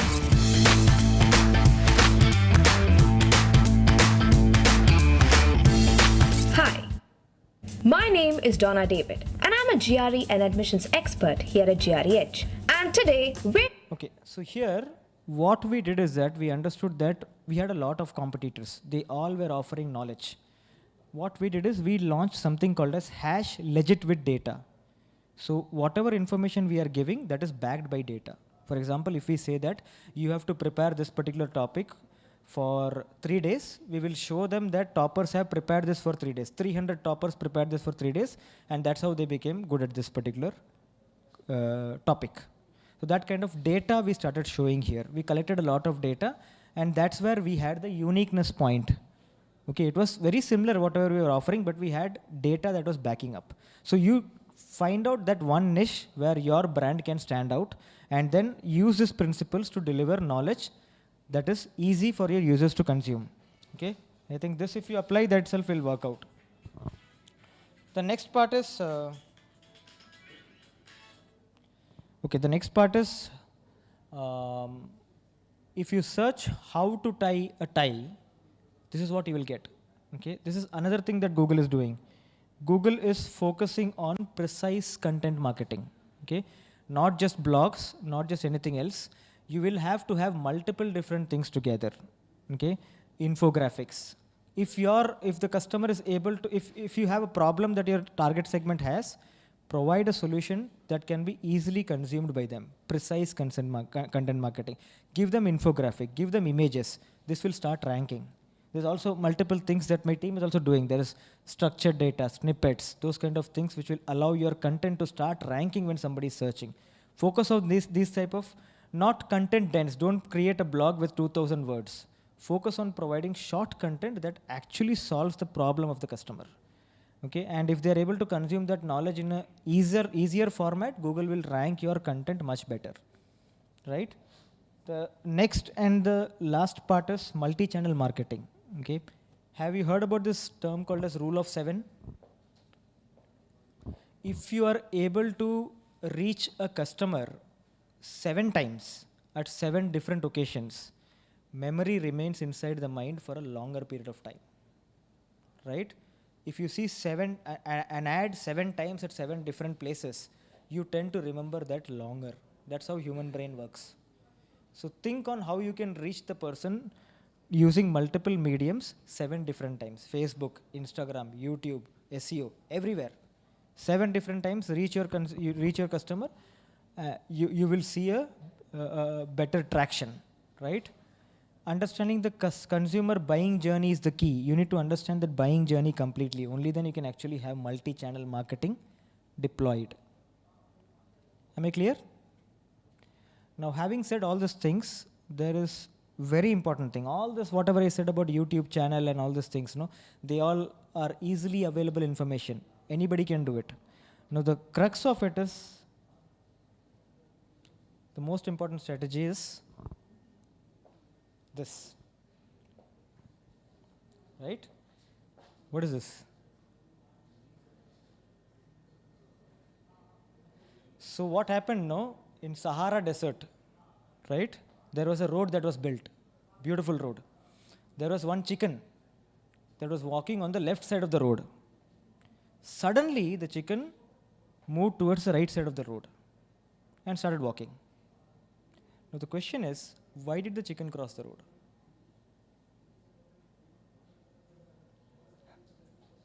Why did the chicken cross the road? What is the reason the chicken crossed the road? Why?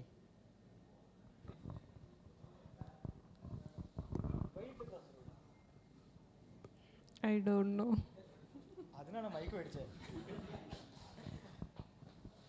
Why did they cross the road? Pallavi, why did the chicken cross the road? Left to right. Sensible chicken. Why did the chicken cross the road? Pallavi?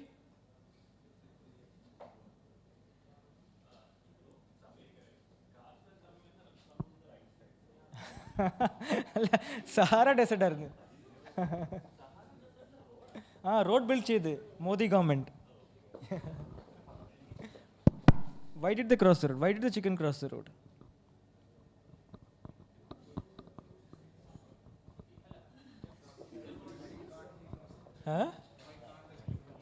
Why can't? But why did? Why did they cross the road? Why did they cross the road? Why? Aarti, why did they cross the road? HR person, you'll know it better, no? Just to try, okay.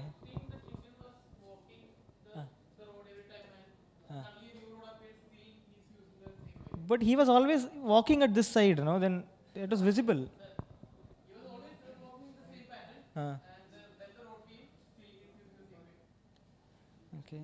Okay. Yeah, maybe. All right. Any other answers? Tell me.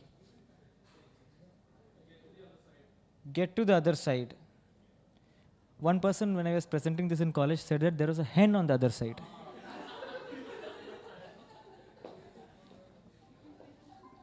But okay, all the answers that you gave is wrong.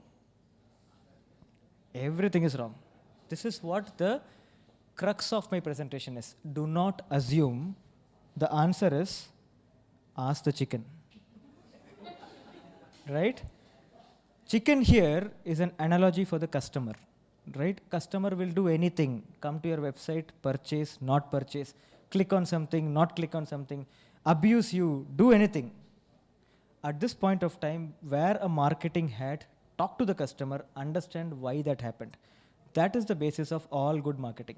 This is what I want you to understand. right? Thank you.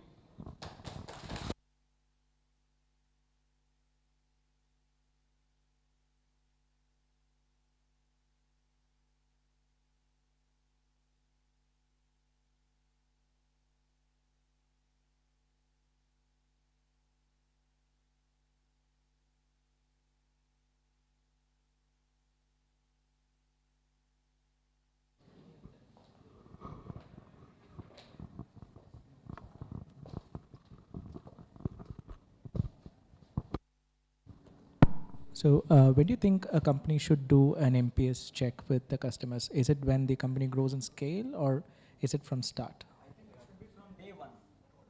NPS check, no? The question, it's a very good question that he asked. He said, when should a company get into NPS check with the customer? NPS in the sense, how likely are they recommend? How likely are they recommend doesn't only lead to that question, but also makes you understand this ask a chicken question. Understand what is that they want, what is that they don't want. So right from the first customer you have, I think you should start interacting with the customer and asking. And one mistake that I see is marketers don't interact with customers. They are in their own zone. That's the biggest mistake that you guys make. Even if you're in SEO, even if you are in Google Ads, you should try to talk to your customers as much as possible. If you're not able to talk to your customers, at least do enough secondary research to understand, right? Anybody who speaks to customer will definitely have more understanding about the market than somebody else, right? So talk to them, understand what is happening, get as much consumer knowledge as possible.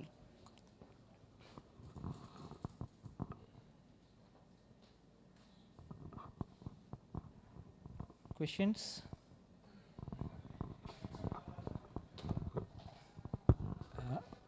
You mentioned about 2023, how the marketing scene is going to change, right? Like, how do you think the physical, goods or the, old school type of marketing methods like mouse pads, the T-shirts, how do you think that is going to change, or is that something, especially in the US sector, if you're marketing out of India for the US market? The principles are still going to remain the same, but it will be coupled with online presence, right? So a lot of reviews will play a significant role. So if you are a person who is involved in US-based marketing, you have to start working towards getting more reviews. And you need to have a customer service department that ensures that customers are happy. If that is taken care, if you have a process of getting reviews, if you have a customer service department that is ensuring that the customers are happy, then I think your normal communication marketing, whatever you're doing, will be fine. Just that this customer service and customer advocacy has to be taken care. And all these principles apply to upselling as well, or? Definitely, because upselling happens when a customer is at a certain level. I mean to say, this is one research that we did last in my previous organization. Whenever the NPS is below 8, that is, they are called as passives. Passives have only 13% chance of buying versus 50% chance from a promoter. I mean, it is a repeat purchase. That's so huge.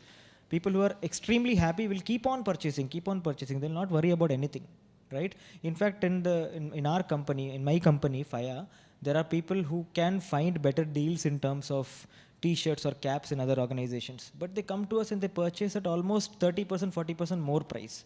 Because they're happy. They know that this brand has some value. So they'll be okay to purchase again and again. So focus on getting as many promoters as possible, your products will sell by itself. But there is one contradictory to this statement that I just made. If it is FMCG product, it is a little different. FMCG is more dependent on communication even now than word of mouth. I mean to say the price is low. If I have to buy Lifebuoy Plus, I'll not go and ask Kamal, hey, have you used Lifebuoy Plus? It's okay, I'll just go and try. What more will happen? I'll smell bad. It's okay, I'll get a different soap. So there the behavior is a little different. So this principles will not completely apply for FMCG, but all other industries it will apply. And according to you, which is, from your personal experience, which is the best social media platform for advertisements in the present generation in US or India, wherever? Google Ads. Google. Best is that depends on your market. I mean to say, I have done marketing for education, SaaS and e-commerce. And for all, Google Ads kind of gives good results, provided it is properly optimized and targeted. The next that I would suggest is Instagram. I think LinkedIn is not evolved. Okay, it has not reached a place where you can get results from ads. Twitter also has not evolved for ads. But yeah, these two platforms definitely. Maybe TikTok might catch up, but it'll all target that Gen Z segment. So if you're selling funky headphones, it might work, but actual product, they are not ready to evaluate as well.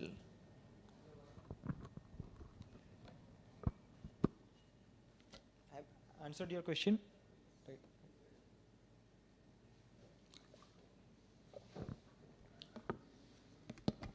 Any other question?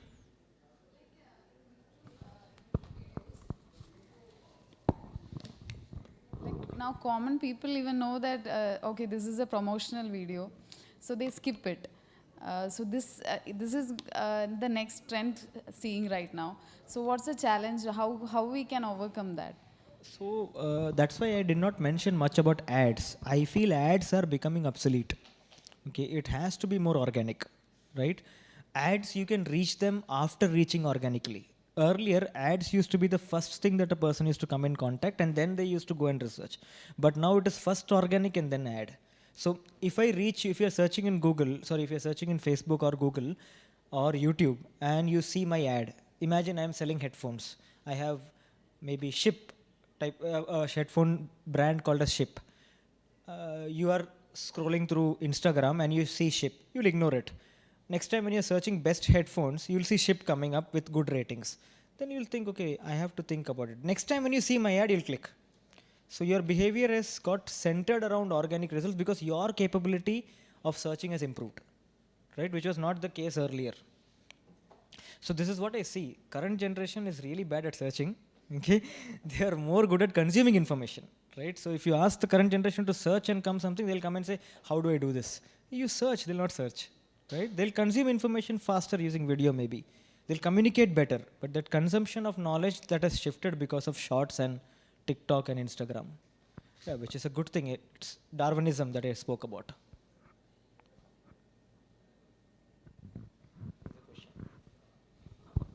Okay, so I'm a student. I'm in my final year. I'm involved in a lot of clubs and basically communities that target students as their audience. So we normally use Instagram as our platform to share our campaigns, things like that. Is there something that actually works when it comes to students? Some tricks that can help boost engagement, things like that? You need specifically tricks. I cannot say that, but memes related to sports, memes related to education. Blaming the education system in India.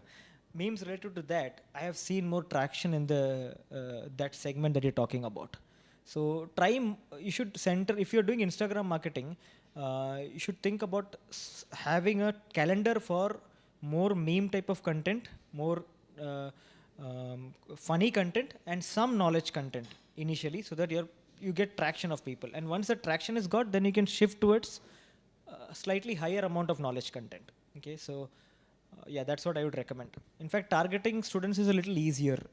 They are available in plenty, and many of them are jobless. I meant to say, not everybody is involved in community like how you guys are doing a good job.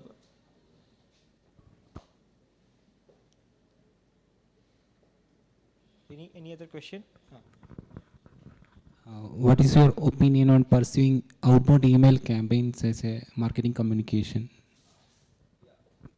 I think see, anything that deals with digital marketing, there are multiple different parts. Email marketing, if you learn email marketing, outbound email marketing, it's a good skill. Because even now, outbound email marketing works. Even though it works at a certain lower level, but it works. Learning that will open doors for few other skills that you can pick up. Okay, you will learn how to structure communication better. You learn how to communicate with the writer better. Those kind of things, skills are much more handy in learning everything in marketing. So you should learn that. Mostly people consider it as spamming, so still it's valid, right? So if you spam sensibly, it is not completely spamming, right? You get a lot of emails. In fact, HDFC does a lot of spamming, but it works. If they call and say, do you want loan? There are some people who will react and say, yeah, what is your loan rate? Now then the next person kind of deals with it. It is not a skill that I would say is crucial for marketing, but it's a skill that will open doors for learning new skills. So if you're starting with that, I would recommend you to start that. It's okay. It will be helpful when you move forward. Are you into email marketing? considering. You should learn everything in email marketing, outbound and structured email marketing. Yeah, if you use your official ID and Google gets an information that people are not opening it and they are marking it as spam, then your entire domain will get blacklisted. And once your domain gets blacklisted, then it is a headache to remove it. So you have to always try cold email marketing using multiple domains with multiple IPs so that Google is not able to track. Okay. Questions?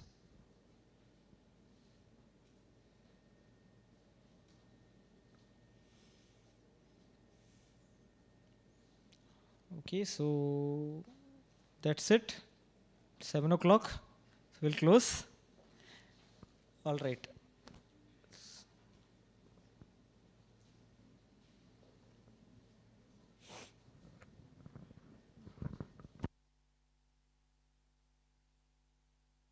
So we might also have an advanced maybe Google Ads specific training later.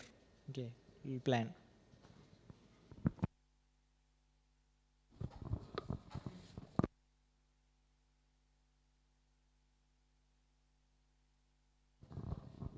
Thank you so much, Ranju. So I think it was a great session. Actually, went really well. Getting more about being aware of digital marketing is the most important thing right now because we are also victims of digital marketing. So yeah, thank you so much, Ranju. So as a token of love, I would like to invite Deepu to present him with a certificate.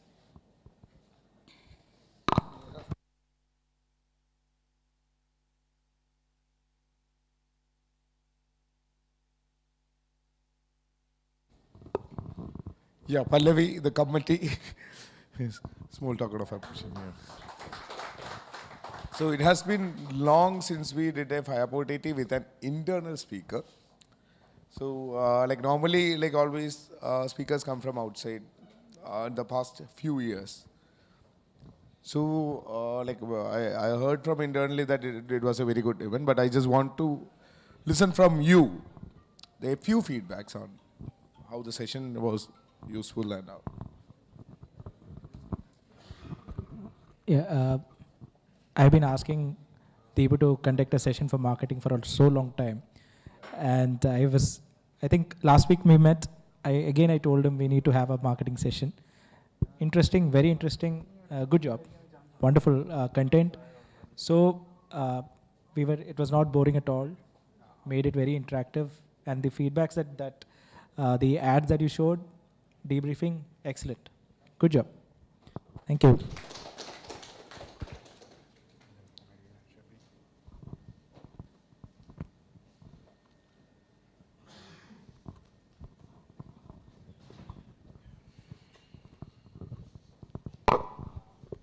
Bro, I think you presented as a marketer, and marketers should present like this, like create intrigue and make it interesting, exciting. Like the last thing was about chicken, so nobody expected that. So wonderful effort, bro. Okay, and one more thing I want to say is on February we have the 100th edition of Fireport 80, and we are planning to make it something big. And I just want people who are interested to be part of the committee. Like we have to plan it big. Okay, so please feel free to connect to me so that as we did the 50th edition on Disturb Kerala, we just want to make it big. And I think many are new for Fireport 80, right? How many of you are here for the first time? Oh, okay. So Fireport 80 started in 2013, and it is just for free knowledge sharing and bringing together people of similar interests to discuss on what is trending in that field, as well as help them make new friends in their field of interest. So it is not just about a person coming and teaching, it is also an interactive discussion and also of making and connecting with more people. So after the session, we normally people stay back and discuss on various other topics also. It may go up to 2 a.m., 3 a.m. So it is just like people who are passionate, the cream of the people, that is what comes to FIRE, because everyone has their own priorities. A lot of things are there, and out of that, for a session coming and then sitting here for the entire session, that means like you are really passionate and you want to learn, and you people are the one who have to also get connected to each other. Okay. And thank you, Renju. And it was very short time span. I just asked him to do a session because lot of people were asking about marketing, and I just wanted to do on marketing, and he agreed, and he did it in very short time span, and really proud. Yeah. Thank you. And let's have a photo together, and then those who want to leave, that is, you can feel free to go, and those who want to stay back and just for a networking session, you can stay back. Yeah. Thank you.